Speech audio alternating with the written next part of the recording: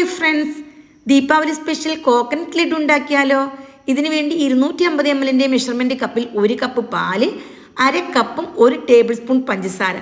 എന്നിട്ട് മീഡിയം തീയിലിട്ട് പാൽ ചൂടായാൽ ഇതിലേക്ക് അര കപ്പ് പാൽപ്പൊടിയും കൂടി ചേർത്ത് നന്നായിട്ട് തിള വരുന്ന സമയം ഇതിലേക്ക് 250 ml മെഷർമെൻറ്റ് കപ്പിൽ 1.5 കപ്പ് ഡെസിക്കേറ്റഡ് കോക്കനട്ടും കൂടി ചേർത്ത് നല്ലപോലെ മീഡിയം ടു ലോ ഫ്ലെയിമിൽ വഴറ്റിയെടുക്കണം.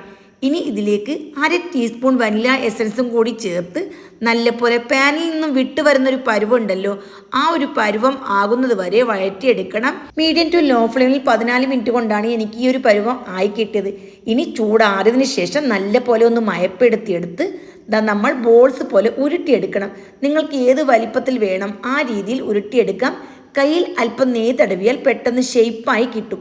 പിന്നെ അല്പം മാറ്റി വെച്ചിരിക്കുന്ന ഡെസിക്കേറ്റഡ് കോക്കനട്ടുണ്ടല്ലോ, അതിൽ നല്ലപോലെ പൊതിഞ്ഞതിന് ശേഷം നമുക്കിത് ഉപയോഗിക്കാം. ഇഷ്ടപ്പെട്ടാൽ സപ്പോർട്ട് ചെയ്യണേ.